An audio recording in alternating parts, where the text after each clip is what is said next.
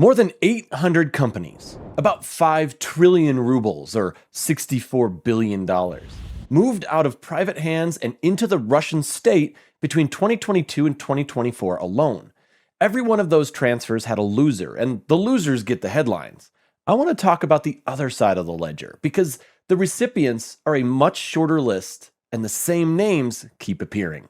Hey everyone, and welcome back to The Domino Effect, the channel where we map the wars, the weapons, and the power struggles shaping our world, one falling domino at a time. My name is Kevin. Thanks for watching.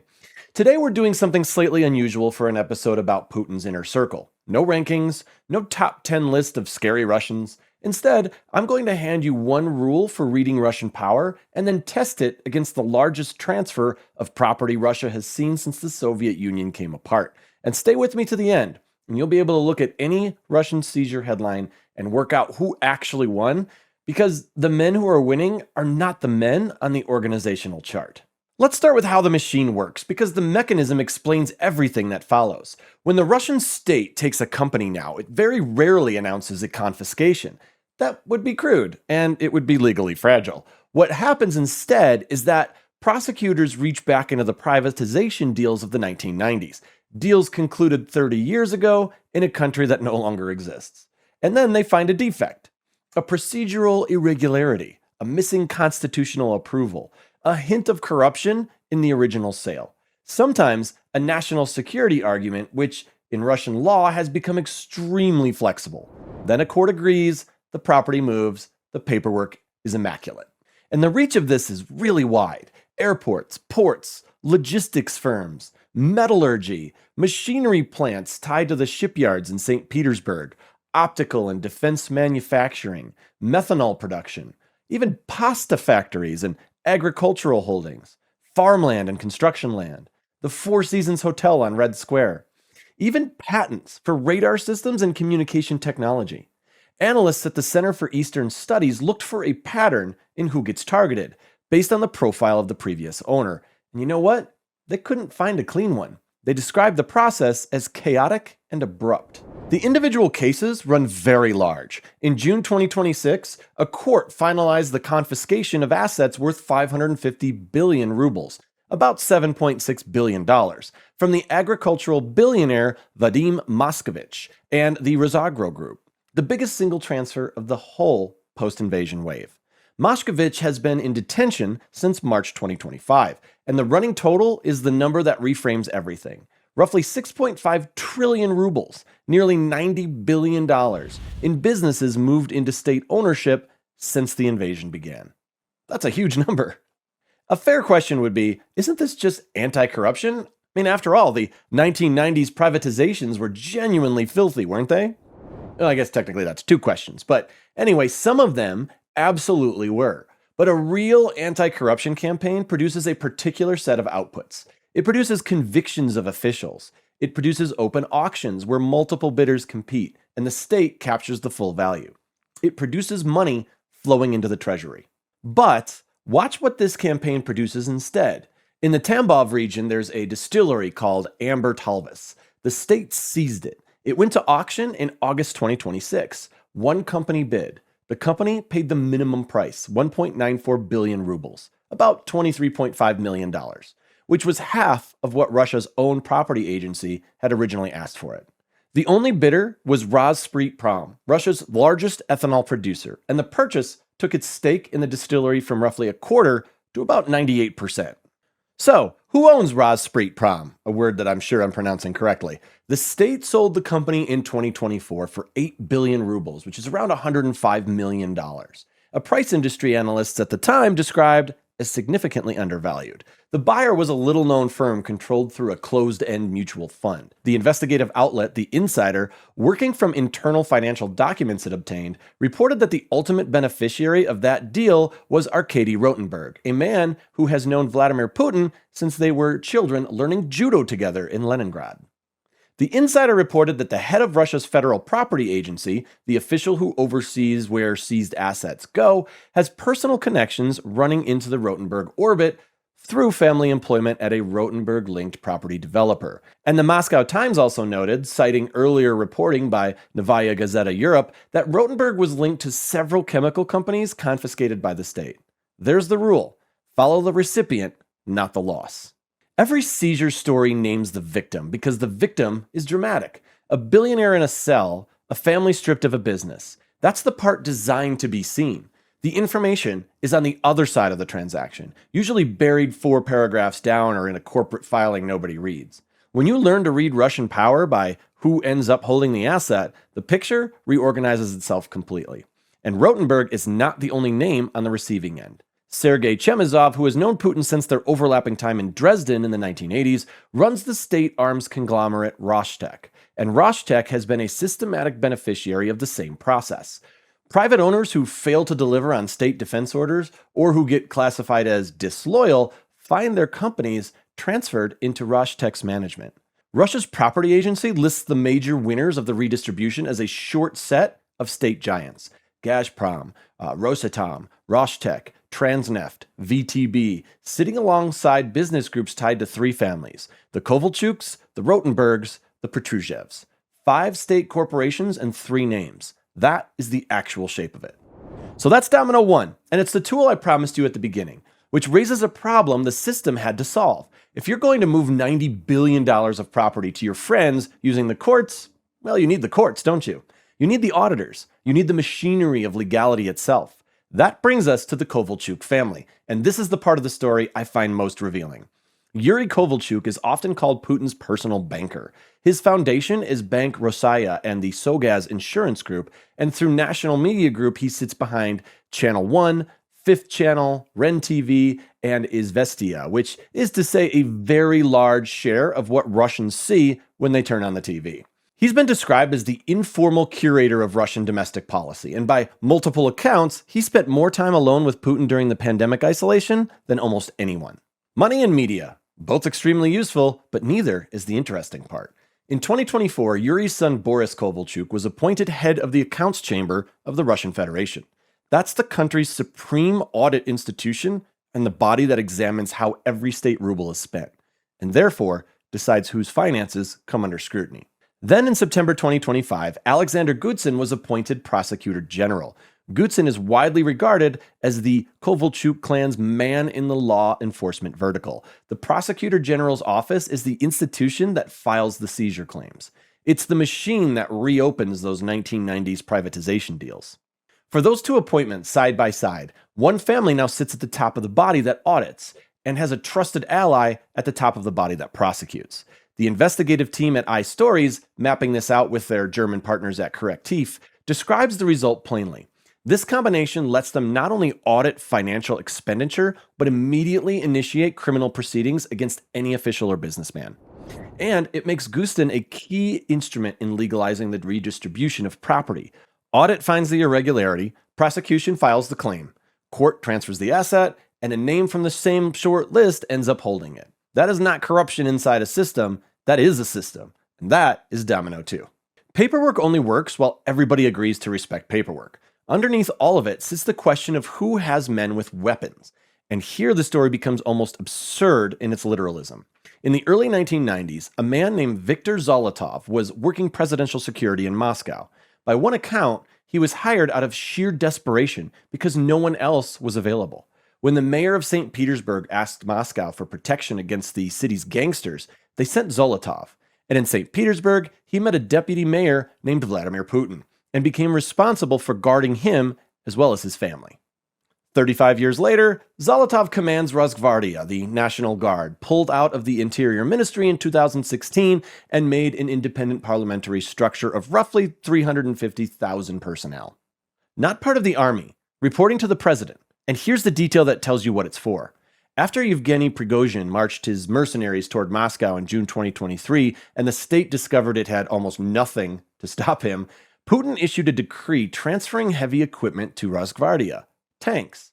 An internal security force does not need tanks to manage a protest. It needs tanks to fight other Russian armed formations.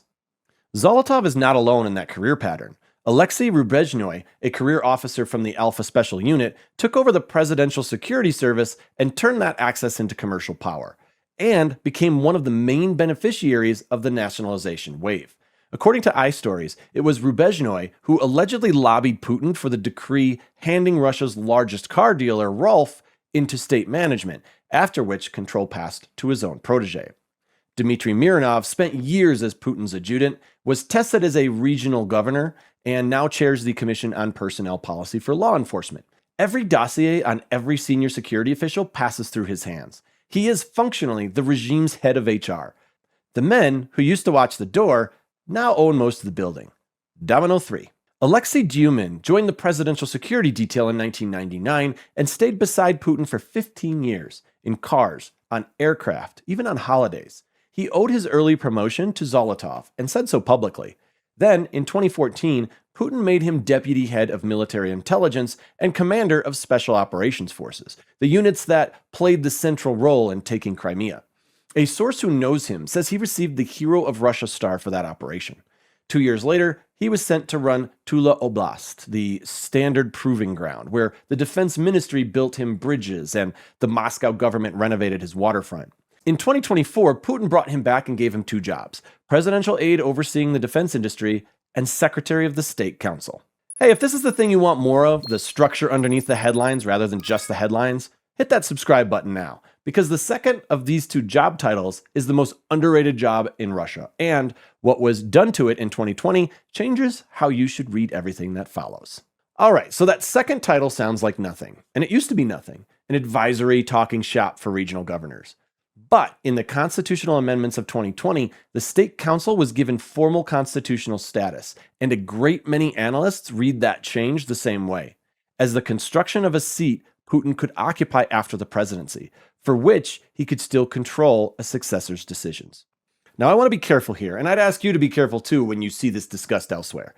Dyumin is not the anointed heir. Nobody has been anointed. What's true is narrower and more useful. He is a man with personal trust, a security background, combat credentials, administrative experience, and now a seat at the body that might matter most on that day. That's why analysts watch him. But watching is not the same as knowing. There's one more thing worth noticing about that map, and it's what got left off of it. When iStories and Correctif built their profile of Russia's power clans, they deliberately excluded the people most Western coverage treat as important.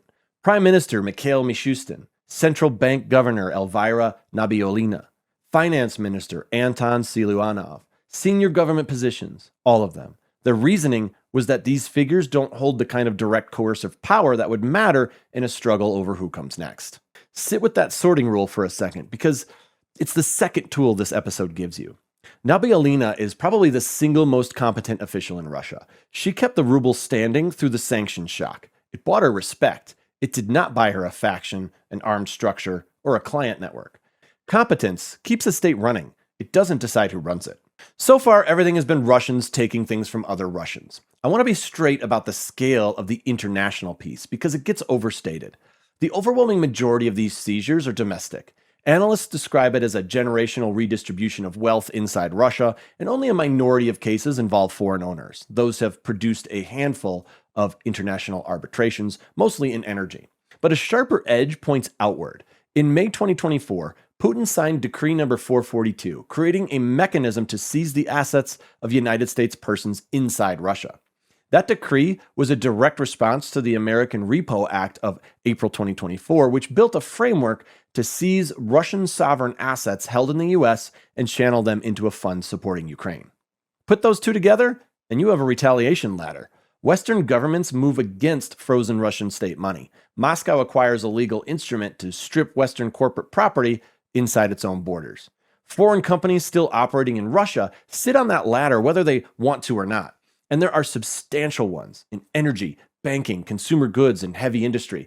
So when European capitals debate what to do with roughly $300 billion in immobilized Russian assets, this machinery is the counterweight sitting on the other side of the scale. Domino 4, which brings us back to the question this episode started with, and to the thing that keeps analysts awake. You might expect that a system under this much strain would be close to cracking. In early May 2026, Western outlets reported that Putin's position had weakened significantly, and that plans for his removal were taking shape inside the elite. That reporting traveled a long way. The Center for Eastern Studies went through it, and their conclusion is more measured than the headlines.